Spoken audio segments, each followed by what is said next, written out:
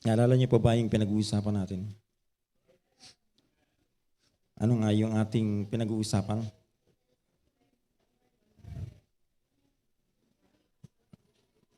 Kayo ang kausap ko hindi yung mga junior.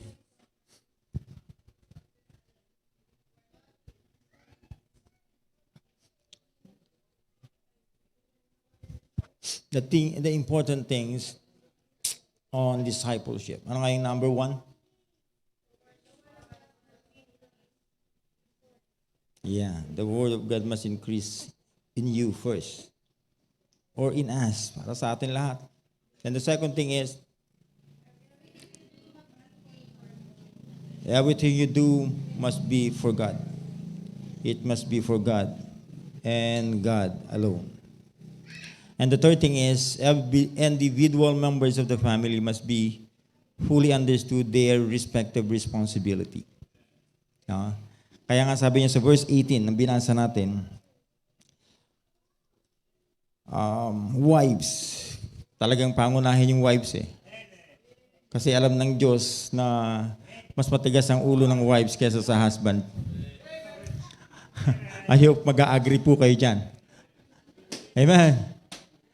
Kaya sabi niya, wives, I'm talking to you. Hindi masamang mag-amen sa church na ito pagka sumasang-ayon po kayo sa sinasabi ng preacher. Sabi yan, wives, submit. Bagay na napakahirap po sa mga wives. Wives, submit yourselves unto your own husbands. Because this is the proper thing. Ito yung tama, ito yung fit sa Panginoon. Amen? Kaya ang tanong dyan, why? Wife na lang, ikaw na. Kaya kasi wives dyan, kasi maraming husbands. No? Pero ina-address yan sa iisang wife, sa iisang husband. No? Kaya lang sinabi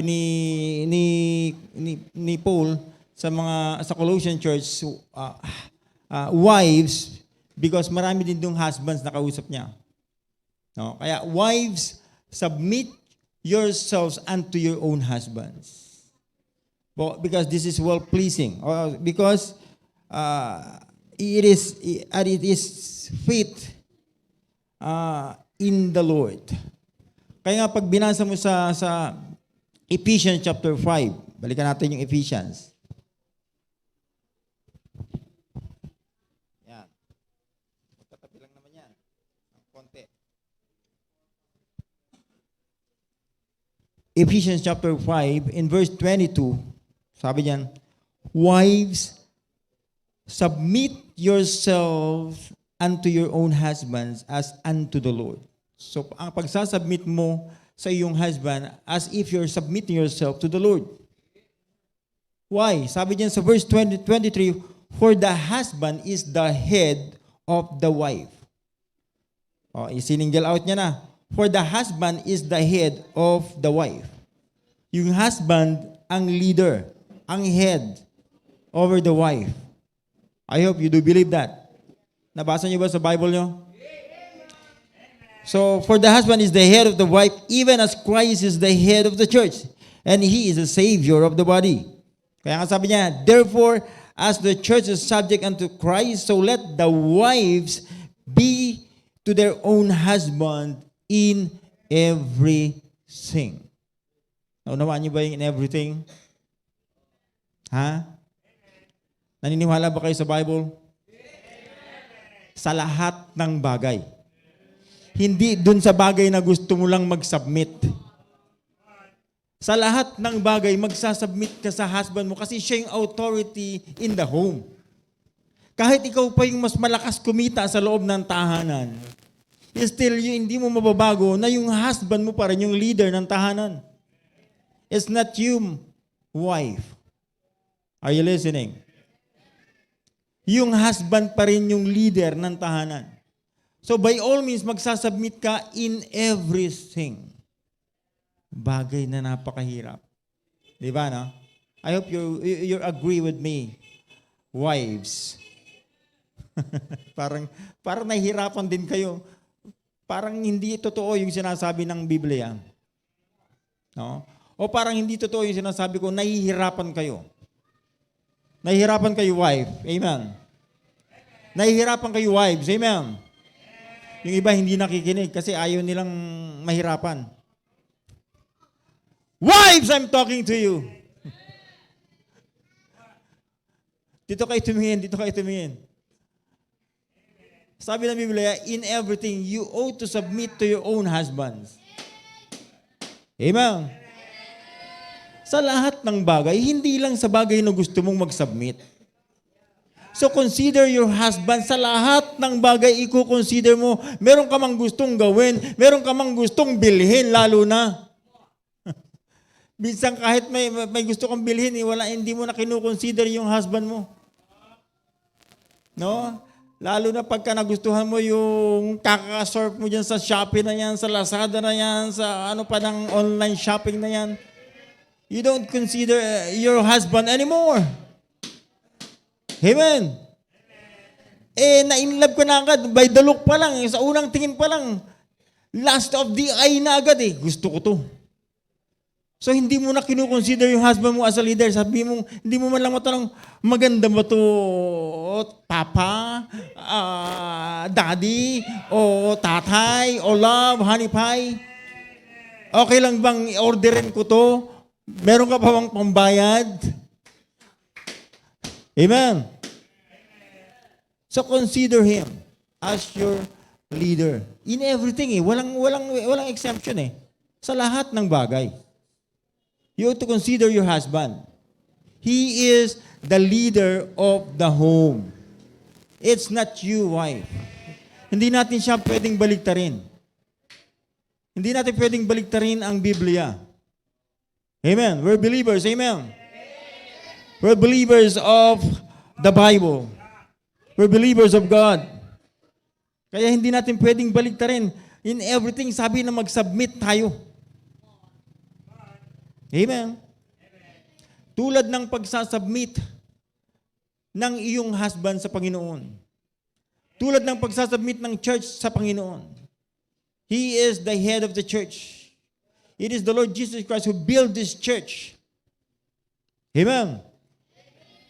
Kaya siya yung head, siya yung leader. Kaya nga iisa lang yung mind ng church, iisa lang dapat yung takbo ng kaisipan ng church. It must be the head. It must be from the head. It must be from the Lord Jesus Christ Himself. Amen. Kung ano yung command, i-synchronize yung movement natin. As a church, as a member of the body of the Lord Jesus Christ. Amen. So pinaliit ng Panginoon, inilagay niya sa family. So mayroong isang leader sa isang pamilya na ang tawag sa kanya ay husband. Amen.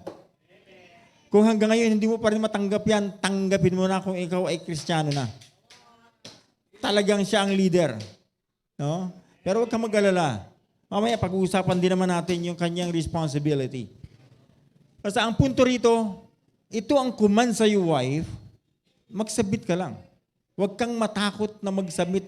Ang pagsasubmit, hindi naman ibig sabihin ikaw ay inferior ka sa mister mo. Hindi ganun yun. So, pinufulfill mo lang yung programa, yung responsibility mo na iniatang sa iyo ng Diyos. No, hindi yung pagiging inferior. Yun talagang design mo help meet ka ng husband mo No? Aid. Hindi maid, aid. Assistant. Of course, in the absence of the leader, ikaw yung magiging leader sa inyong mga anak. Ikaw ang gagawa ng decision pag wala yung mister mo. Walang magagawa, wala yung husband Oh. So napakahalaga nung maunawaan natin yung ating responsibility. Kaya nga sabi ko, individual members of the family must be fully understood their respective responsibility.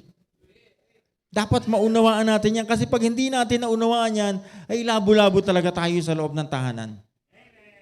Kasi lahat gusto maging leader, lahat gusto masunod. Isa lang dapat, si Kristo lang dapat ang nasusunod sa iglesia. Si Kristo rin dapat ang nasusunod sa tahanan.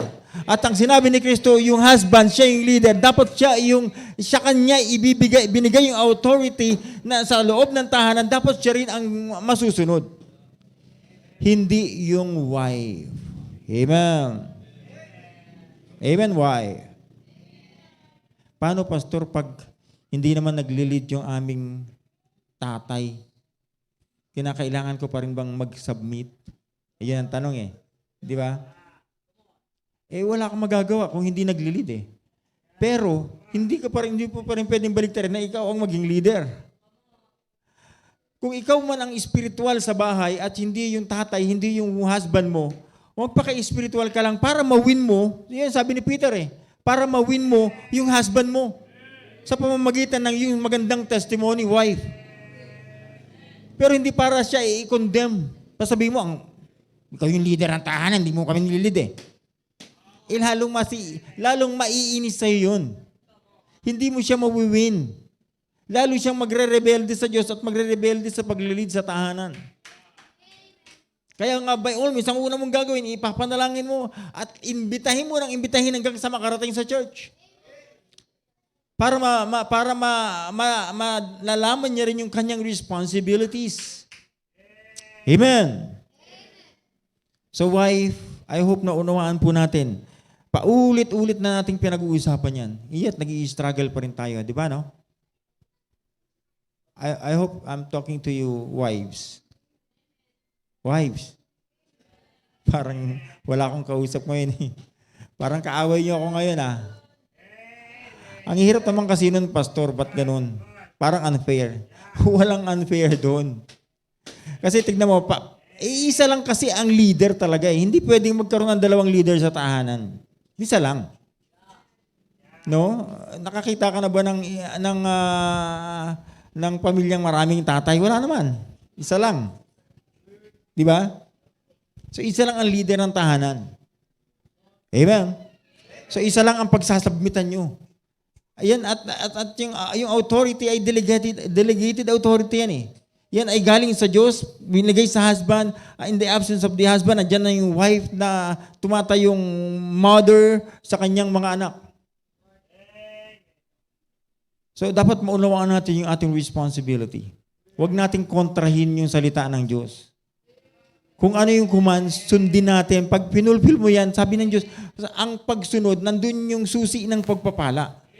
Gusto naman natin pagpalain yung pamilya natin, pero ayaw naman natin sumunod sa salita ng Diyos. Amen?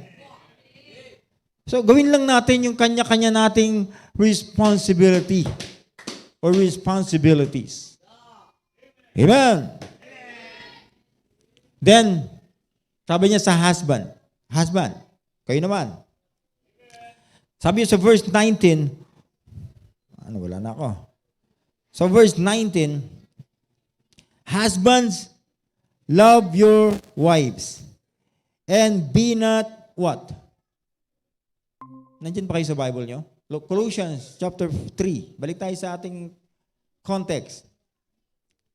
Husband, love your wives and be not what? Bitter against them. Be not bitter against them. Huwag tayong maging mapakla or mapait.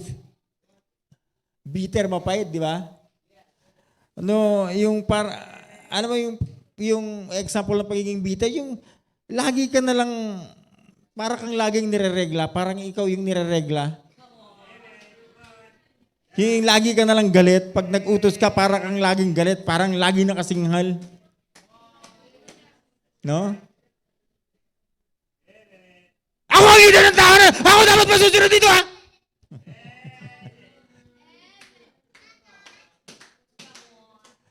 So, kapatid, nakakalimutan natin yung ibig sabihin ng leadership. The best leadership traits, lagi yung napapakinggan sa akin, is the leadership by example. Kung anong gusto natin gawin sa ating pamilya, anong gusto natin mangyari sa pamilya natin, ililid natin sila. Tayo ang mangunguna. Hindi tayo commander lang. Tayo ay leader. Kung gusto natin maging prayerful yung ating misis, kung gusto natin maging prayerful ang ating mga anak, manguna tayong maging prayerful. Kung gusto nating ma-inlove yung ating mga anak sa pagbabasa ng Bible, mauna tayong mag-lead sa kanila sa pagbabasa ng Bible. Kung gusto natin ang ating mga anak ma-inlove sa gawain ng Panginoon, matutong mag-soul winning, mahalin yung gawain, laging umatin sa church, tayo ang maunang laging nasa church. Tayo ang maunang laging mag-involve sa gawain ng Panginoon. Because we are the leader.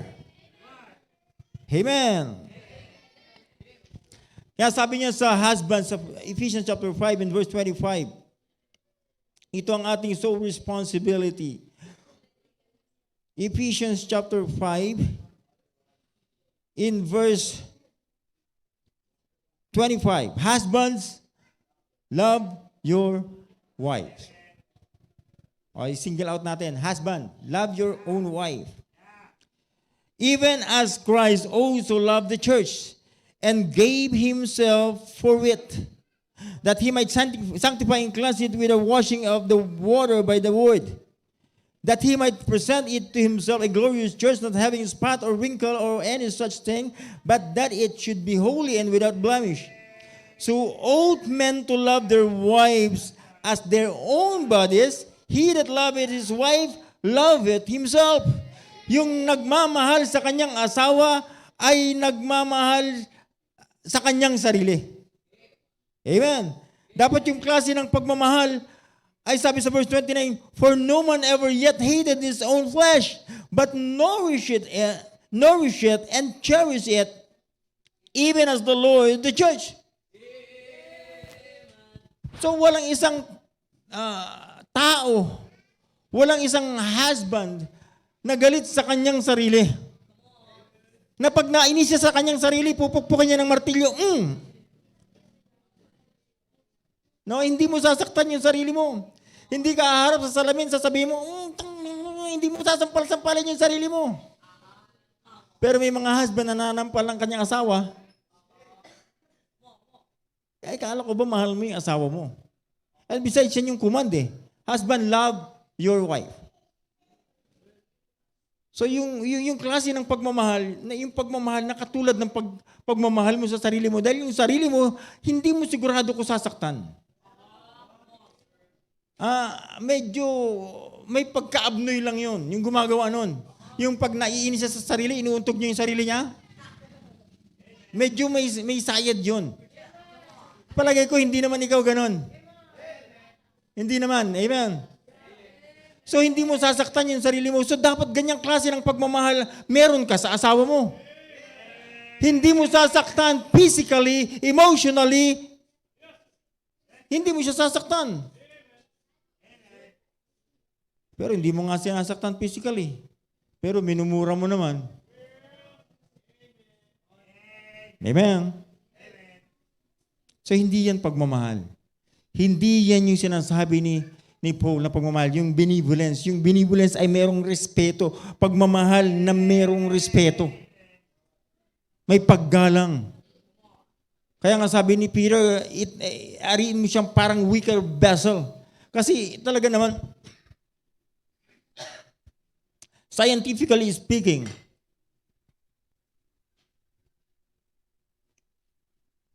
physically speaking, talaga namang mahina ang babae kaysa sa lalaki.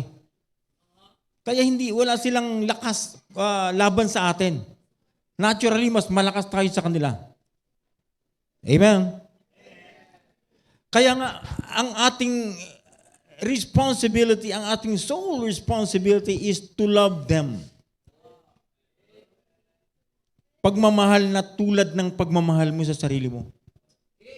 Dahil mahal mo yung sarili mo, kaya nililiguan mo yan, di ba?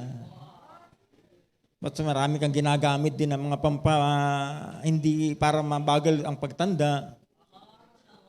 No? So,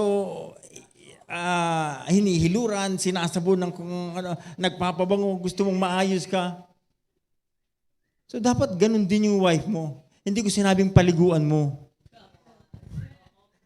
I-cherish mo lang. Pag pumasok na lang sa CR yung misis, gusto mo kasama ka rin. Hindi. Ibig sabihin kung gano'n mo inaalaga yung sarili mo, ganun din dapat ang pag-aalaga mo sa misis mo. Hindi mo sasaktan. Amen. Siya ay natural na mas mahina sa'yo. Kaya wag mong sasamantalahin yung kahinaan nila. Amen. Ibalik mo lang si dati. Nung ikaw nang liligaw, grabing pangako mo eh. Grabing gentleman mo eh. Di ba? Nung ikaw ay nang liligaw, aakyat ka ng pangliligaw sa misis mo. Lahat pinapangako mo eh. Kahit mga bagay na imposible, pinapangako mo. Di ba? Tapos nung nag-asawa na kayo, nagsama na kayo sa isang bubong eh. Ha? Yung pangako mong susungkitin ko yung bituin. Minsan, binalagyan mo siya ng bituin sa mata niya. Sinusuntok mo, kaya nakakakita siya ng bituin. Hindi yun tama, kapatid. Alam mo, kagandahan, alam mo yun, nababayutan talaga ako. I mean, nababaklaan ako sa mga lalaking nananakit ng misis nila. Kasi ako ay lumaki sa pamilyang hindi talaga pumapatol sa babae. Hindi nakikipag-away. Kaya kayo mga young people, nakikita ko kayo, nakikipag-away kayo sa mga babae, bayot lang nakikipag-away sa babae. Yung nakikipag-balitaktakan ng salita, bayot lang yan. No? So, pinalaki kami ng magulang namin na pag babae, huwag mong papatulan. Kahit saktan ka pa, huwag mong papatulan. Pero may lalaking kayang-kaya niyang patayin yung babae sa salita pa lang eh. Amen. Amen. So, husband, mahalin natin yung ating asawa tulad ng pagmamahal natin sa ating sarili. Kaya hindi natin sila sasaktan. By all means, hindi natin sila sasaktan. Amen. Pag may problema na, hindi magsasakitan, hindi magmumurahan, hindi maggagantihan ng masasakit na salita just to get even. Ganun na no? Pagka nag-away na, pag nagsalita na ng masakit yung isa, bagantihan ng mas masakit ng isa. Kaya nga nag-aaway hanggang sa maghiwalay.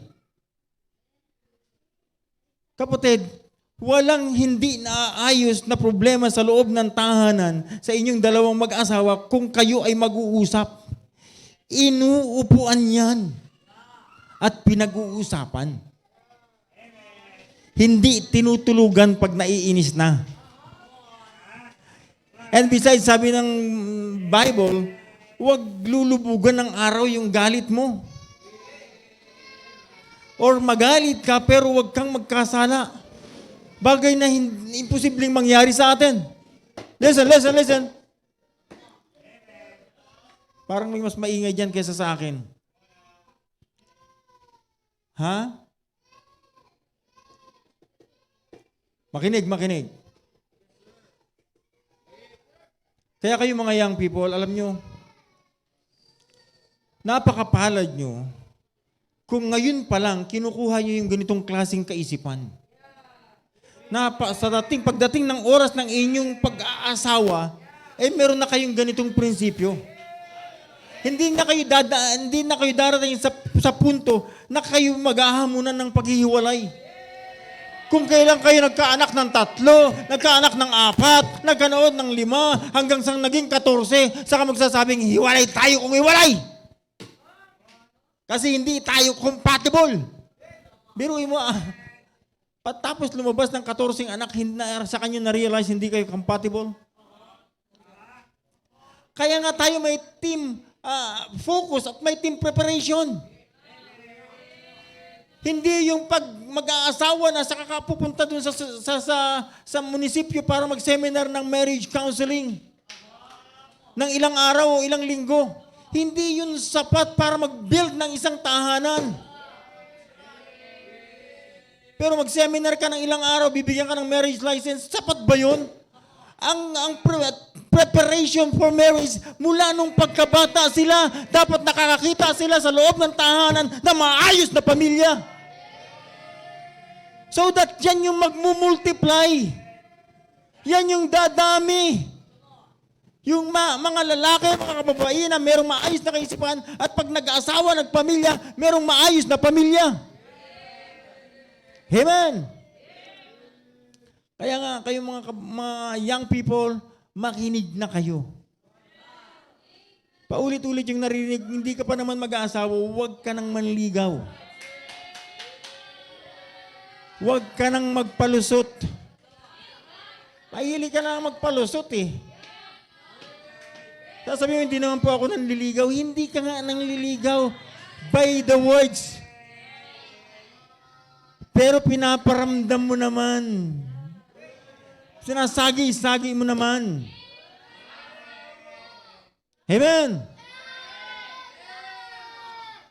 Oh, bakit dito malakas ang amen, dito wala?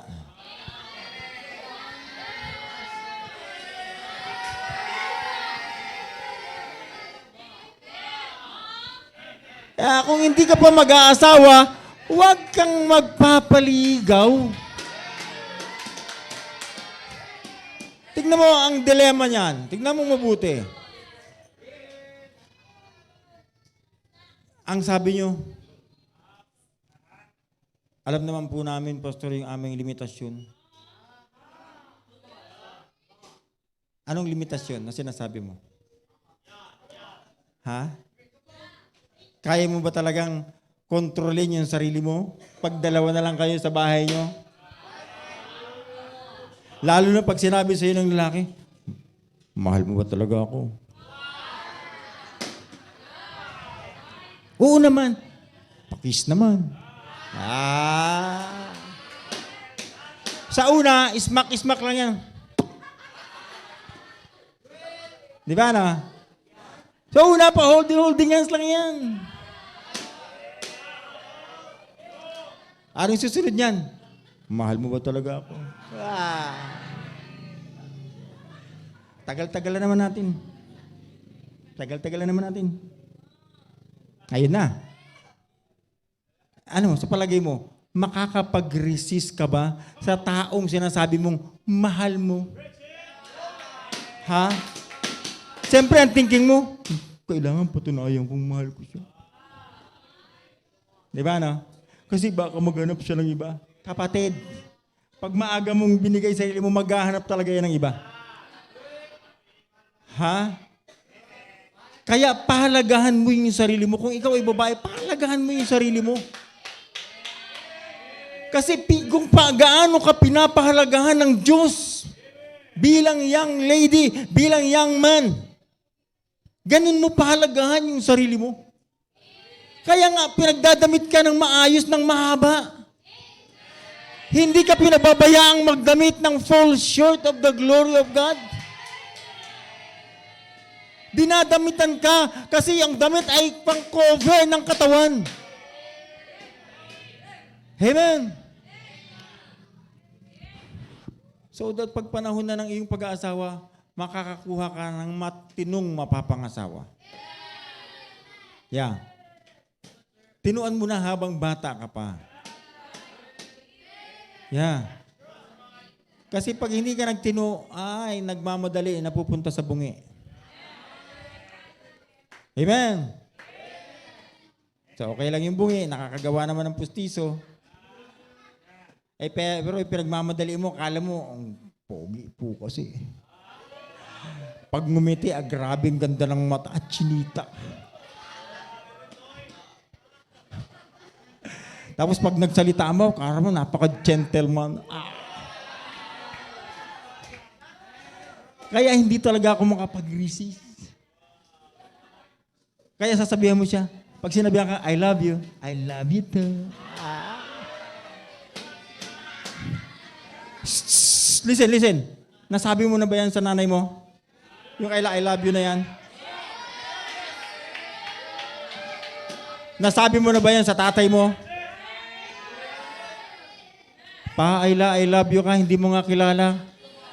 Kung isa ring matigas ang ulo niyan sa magulang niya. Ha? Kung yan tamad din maligo sa bahay. Ni tamad mag-toothbrush, kinakailangan utusan. Ni hindi makapaglaban ng underwear. Ni hindi marunong magluhugas ng plato. Parang senyorita sa bahay. Tapos sasabihin mo na, I love ya.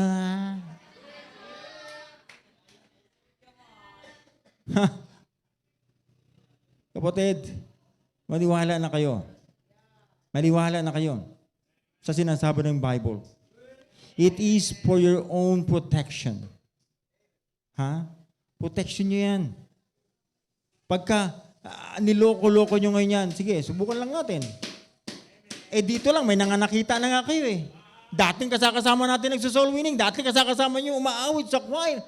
Pero ngayon, wala pang 18 years old, wala pang 17 years old, may baby na nga eh. May anak na. Di ba? Pero hindi nila na-break yung si Brother Jomar, pinitas niya ng 15 anyos si Regine.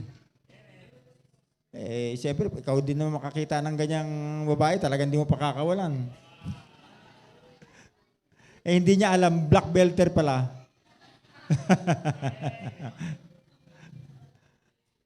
No? Kaya siguraduhin nyo yung mapapangasawa nyo na yan yung kalooban ng Panginoon sa'yo. Huwag yung gusto mo. Dapat yung gusto ng Diyos sa'yo. Huwag natin ipagpilitan yung gusto natin. Amen. Kasi masakit ang consequences ng pagpilitan natin yung gusto natin samantalang hindi naman gusto ng Diyos. Amen. So learn from the Word of God. Bagamat ito'y husband, anyway, nasa husband pa lang pala tayo, children na yung kinakausap ko, no?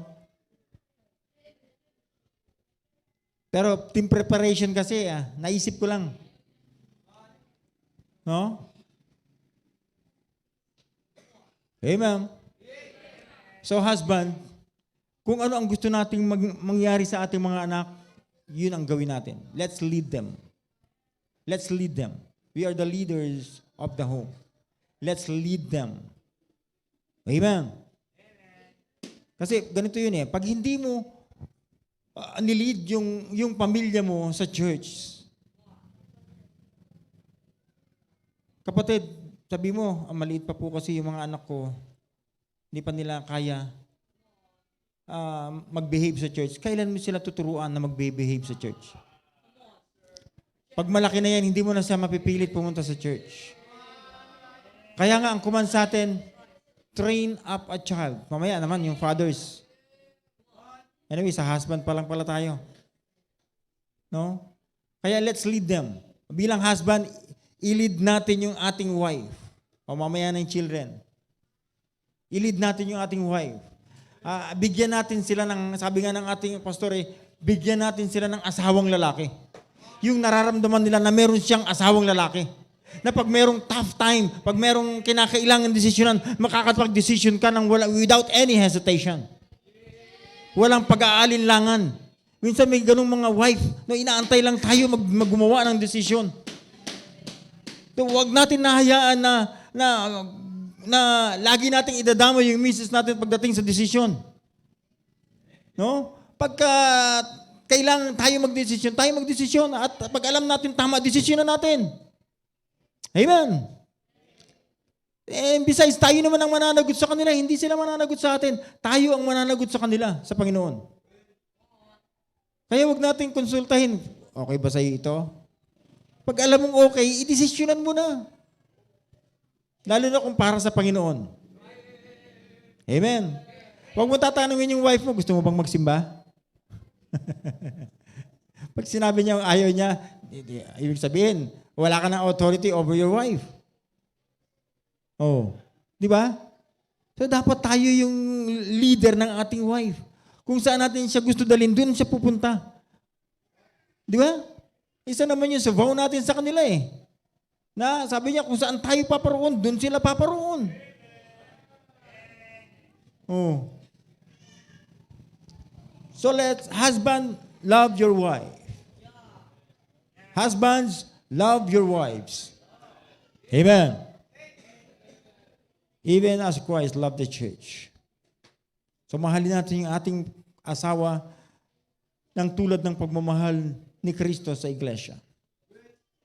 Na kaya niyang ibigay o binigay niya yung kanyang buhay para sa church.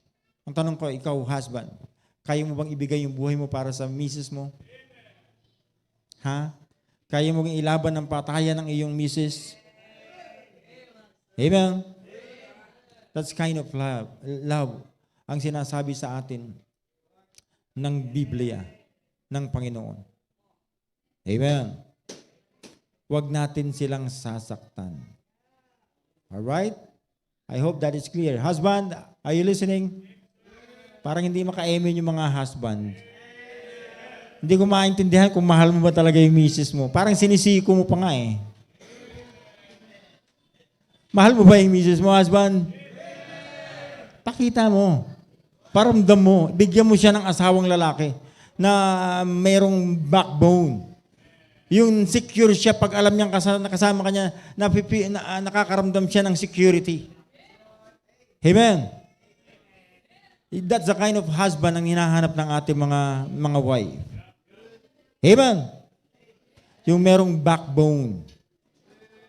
Amen. Now let's proceed to the children. Sabi yan sa anak, children, obey your parents in the Lord. Obey your parents in all things. The same thing. Kung yung wife magsasubmit sa kanyang husband in all things, ganun din yung children, they need to obey their parents in all things. Why? Because for it is well-pleasing unto the Lord. Amen. Kaya nga, pag binalikan mo yung sinabi ni Paul sa mga taga-Epeso, sa Ephesians chapter 6 and verse 1, the Bible says, children, obey your parents in the Lord, for this is right. Honor your father and your mother, for this is the first commandment with promise. Ano yung promise? That it may be well with thee and thou mayest live long on the earth. Gusto mo ng mahabang buhay? Anak, ikaw na kinakausap ko. Gusto mo ng mahabang buhay? Bakit ang tigas ng ulo mo? Bakit nahihirapan ka sumunod sa nanay mo? Bakit nahihirapan kang sumunod sa tatay mo? Pag inutusan kang bibili lang sa tindahan, reklamo ka kaagad. Ako na naman. Hindi ba pwedeng si ate, si kuya naman, si bunso naman? Reklamador ka. Samantalang yung command, children, obey your parents in all things. Sa lahat ng bagay. Children, obey your parents in the Lord, for this is right. Na hanggat ang tatay mo, yung nanay mo, alam mong nasa Panginoon, sumusunod sa Panginoon, you ought to obey your parents. Huwag mo lang susundin yung magulang mo pag kinutusan ka ng bumili ng shabu. Amen. Pag inutusan ka ng bumili ng alak, inutusan ka bumili ng sigarilyo, sabihin mo sa kanya, tay, dadamay mo pa ako sa bisyo mo eh. Hindi ba pwedeng wala na yan? Gusto mo bang magbisyo din ako balang araw? Amen. So children, your sole responsibility is to obey your parents. Wala nang iba. Hanggat ikaw ay nasa puder ng iyong mga magulang, wala kang ibang dapat gawin kundi sumunod sa iyong magulang. Pero may mga anak, mas siga pa sa kanilang mga magulang. Huwag mo lang mapagustuhan ng kanyang gusto, grabe ng simangot ng kanyang mukha. Ha? Grabe ng make face niya. Hindi mo na maipinta yung mukha. Hindi mo lang nabili yung gusto niya. Hindi mo lang napaloadan. Hindi mo lang nabili ng sophisticated na cellphone. Hindi mo lang nabilhan ng gatas, ng Milo, ng tinapay, ng hotdog, ng lahat ng kalasunan. Grabe na magtampo sa magulang. Anak, makinig kang mabuti. Magpasalamat ka kung ikaw ay may magulang na nagtatrabaho para sa provision, para sa iyo. Masalamat ka kung tuwing magbubukas ka ng ref nyo ay puno at lagi kami nakakain. Laging may mga stock na lason doon. Hotdog, tocino, soft drinks, juice. Ha?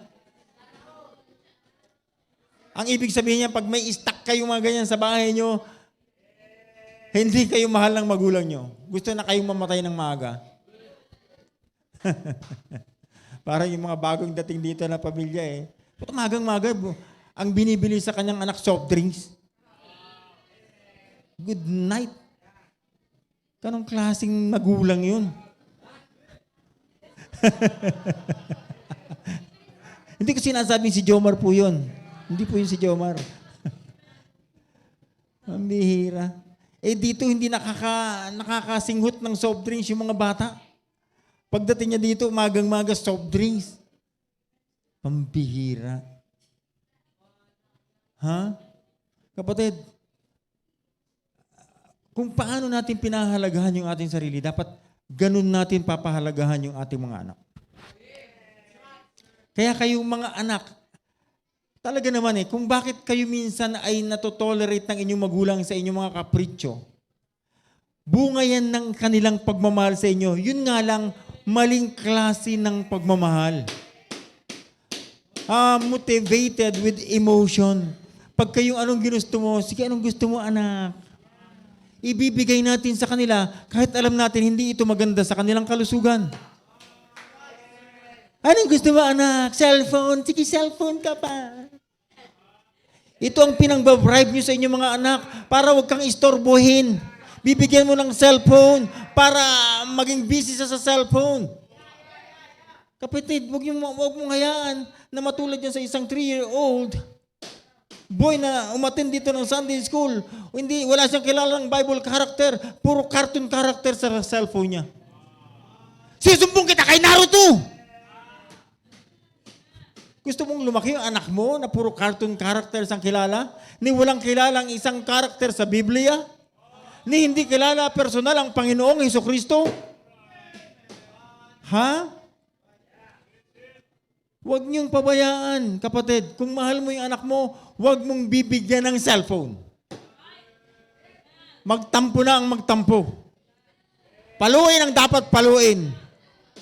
Patampo-tampo ka? Pa-make face, make face ka? Sige. Dapa. Rod of correction lang ang katapat niyan. Pamalo lang ang katapat niyan. Ha? Hindi yung dahil paborito mong anak, pagka ni-request sa'yo yung cellphone, hindi mo matanggihan. Ha? At kadalasan siya nakakasira ng cellphone mo. Ha? Huwag natin silang pagbigyan sa kapritsyo nila. Ha? And besides, ang kanilang responsibility ay sumunod lang sa atin. Pag ayaw nilang sumunod sa atin, gusto na nila mag-asawa. Pag-asawahin mo na. Ayaw nilang sumunod sa atin, bata pa, palayasin mo. Bagay na hindi natin kaya. Hindi natin kaya yun. Palalayasin natin yung ating anak kasi ayaw sumunod, hindi natin kaya yun. Pero kung ipagtitiwala mo lang yan sa Panginoon, kaya ng Panginoon yan. Kaya kinakailangan lang natin magkaroon ng backbone bilang magulang. Huwag tayong matakot sa patampo-tampo ng anak natin na yan. Baka pastor magrebelde. Kapatid, yung hindi niya lang pagsunod sa iyo, ibig sabihin rebelde na yan.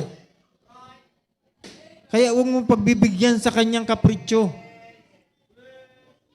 Ha? Meron ganun mga anak eh. Di ba? Na pag hindi kayo napagbigyan ng magulang nyo, grabe ng tampo nyo. Hindi nyo kakausapin yung magulang nyo. Magkukulong na kayo sa kwarto. Anong problema? Hindi ibinigay yung cellphone. Kaya sabihin mo, anak, gusto mo lang cellphone? Oh, ito yung cellphone. Oh. Sige na, dapa!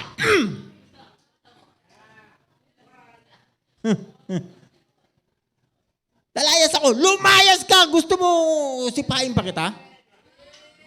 Minsan pag tinakot na tayong lalayas hindi naman nila kayang lumayas, hindi naman nila kayang mamuhay mag-isa Pag lumayas sa atin yan, may titirahan din yan. Hindi naman nila kayang mamuhay mag-isa. Nagmamalaki lang yan kasi meron siyang titirahan ulit. Pero subukan pareha-parehas ng prinsipyo yan. Lumayas ka sa inyo, lumayas ka rin dito Kaya dapat pare-parehas yung prinsipyo sa tahanan. Amen. Hindi magto-tolerate ng mali. Ang kanilang responsibility sa atin ay sumunod. Yun lang, wala nang iba. Ngayon, pag panahon na nilang pag-aasawa, then leave them alone. It's their time to stand. It's their time to lead a family. Kaya nga habang nasa atin sila, ang ating responsibility magulang ay turuan ng turuan. This is the last part. Ito yung trabaho ng fathers. Now, sabi niya sa Ephesians chapter 6 verse 4. Of course, basahin muna natin Colossians. In Colossians chapter 3.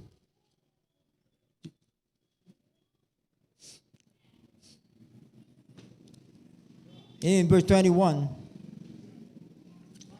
Fathers, provoke not your children to anger, lest they be discouraged. Fathers, nakasingle out yan tatay, hindi pa kasama yung nanay. Fathers, provoke not your children to anger. Huwag puro galit ang ipapamungkahi mo sa kanya. Kasi hindi mo siya ini-encourage, kundi dinidiscourage mo siya. Lalo siya manghihinaan ng loob.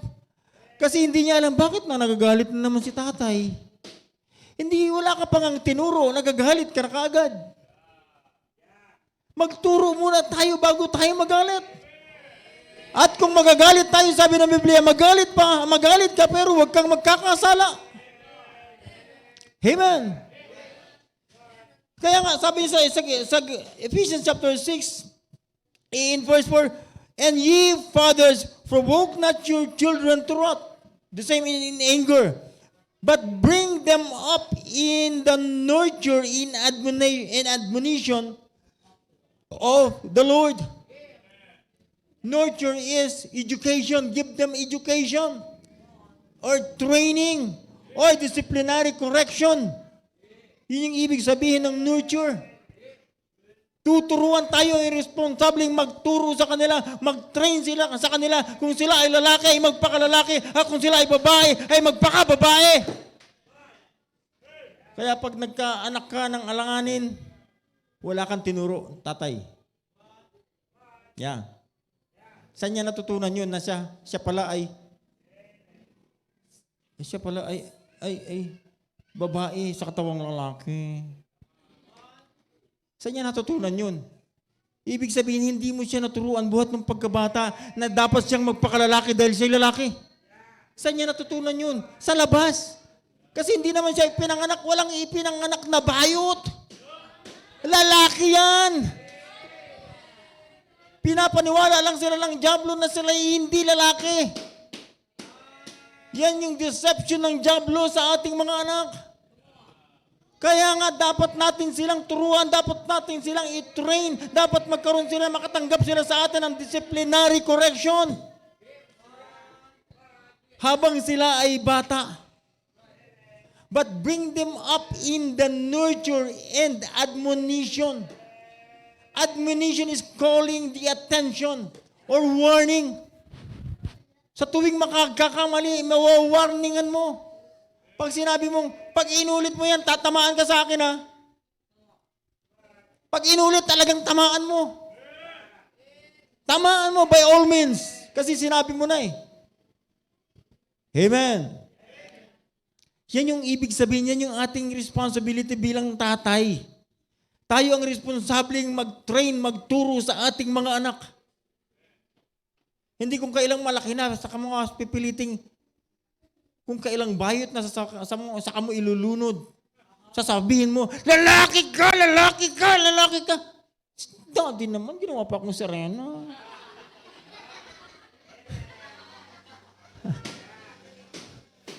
Wala na, pinalaki mo ng ganyan eh. Kaya nga sabi ni Solomon, train up a child in the way he should go. And when he is old, he will not depart from it. Amen. So nakasalalay sa atin yung gusto nating mangyari sa kinabukasan nila. Kung paano natin sila train sa ating tahanan, ganun yung lalaki sa labas ng tahanan po natin. Amen. Ganyan kahalaga yung pinag-uusapan natin palagi sa church. This is the Word of God. It is our responsibility, fathers, to train them. Kung anong gusto nating maging sila in the future, dapat sa murang isipan nila, yun lagi ang i-inculcate natin sa mind nila. Amen.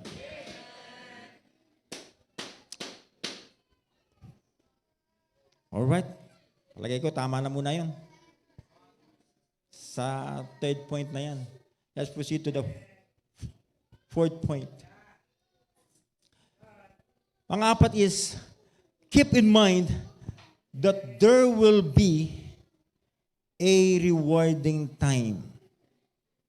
Rewarding and punishing time. Ha? Isipin nating mabuti na merong panahon ng singilan. Merong panahon ng singilan. Amen. Sabi niya sa verse 24, ng Colossians chapter 3, and was knowing that of the Lord ye shall receive the reward of the inheritance, for ye serve the Lord Christ. There will be a rewarding time. Merong bima judgment. Haharap tayo sa hukuman ng Panginoon. At i-reward tayo ayon sa ginawa nating paglilingkod sa Panginoon.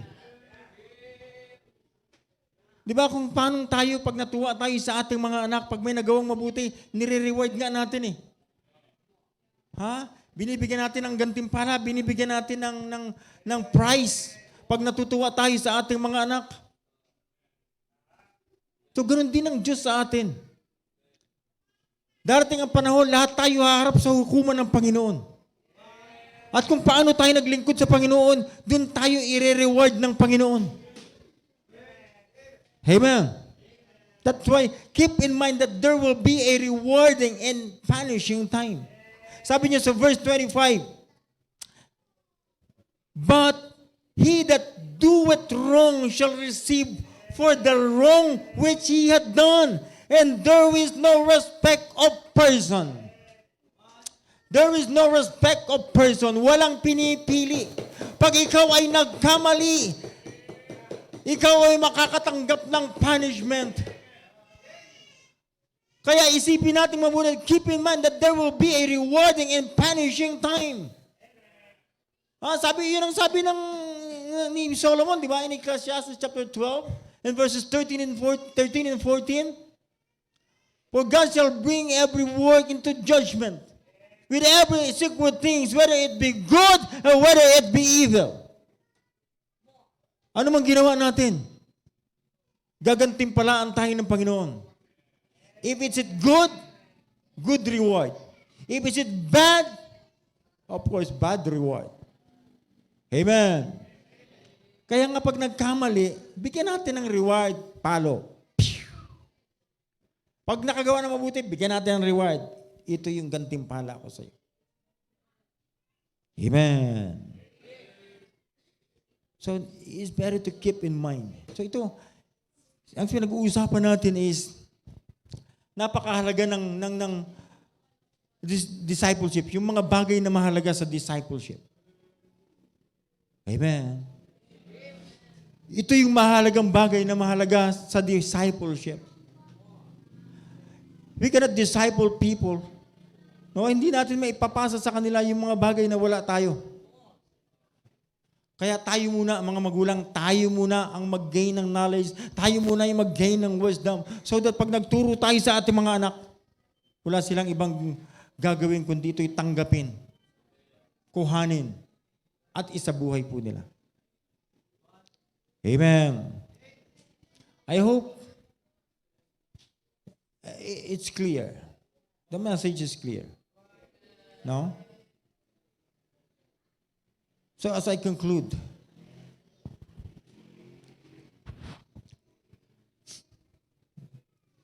sabi ko, the most important things on discipleship,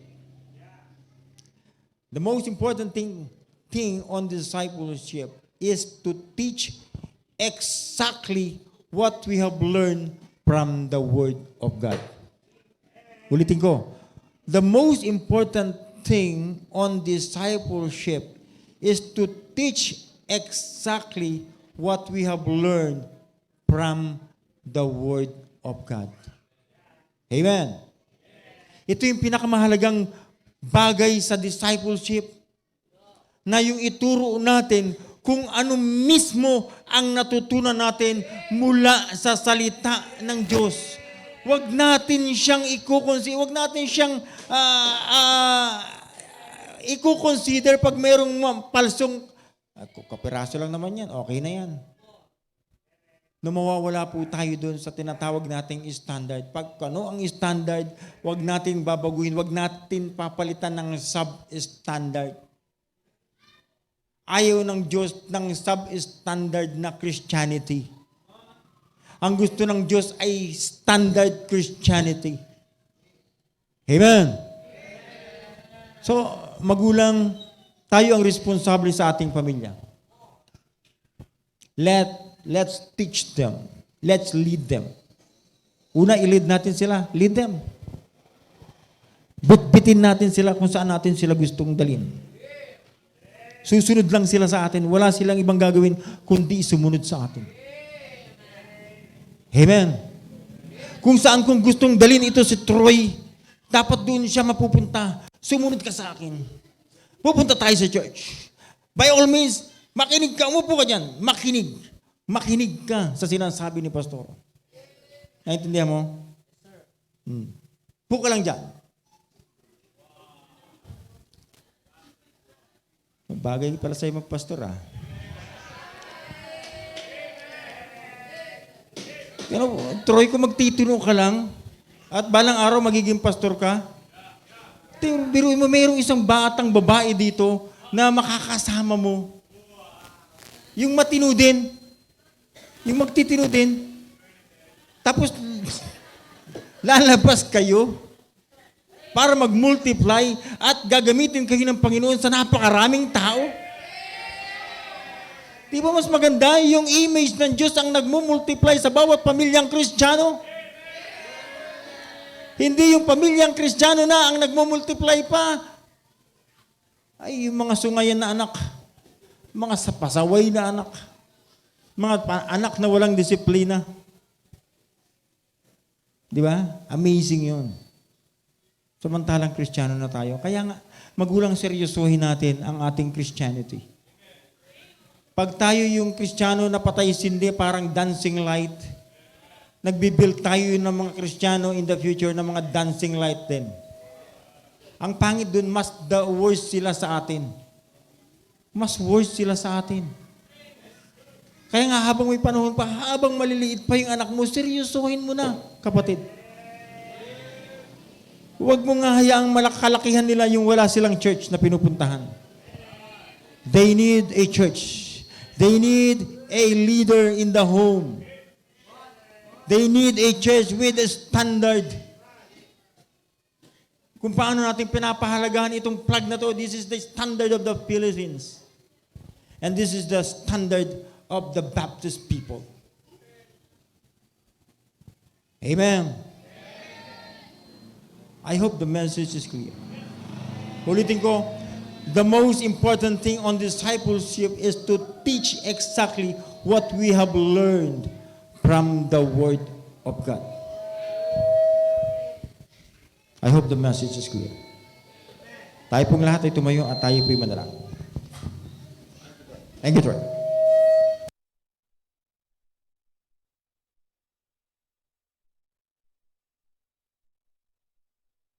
Lahat, muli pinagpupuri kami at nagpapasalamat sa natapos po namin pag-aayag ng iyong mga banal. Thank you so much, O God, for your word. Thank you for the message. I pray na patuloy po itong pagpalain sa puso't isipan ng bawat nakapakinig po sa amin. O God, salamat po. Ibinabalik po namin ang kapurihan ng kaluwalhatian sa inyo. Ito po ay aming dalangin sa pangalan ni Jesus. Amen. At kung saan bahagi man tayo kinausap ng Panginoon,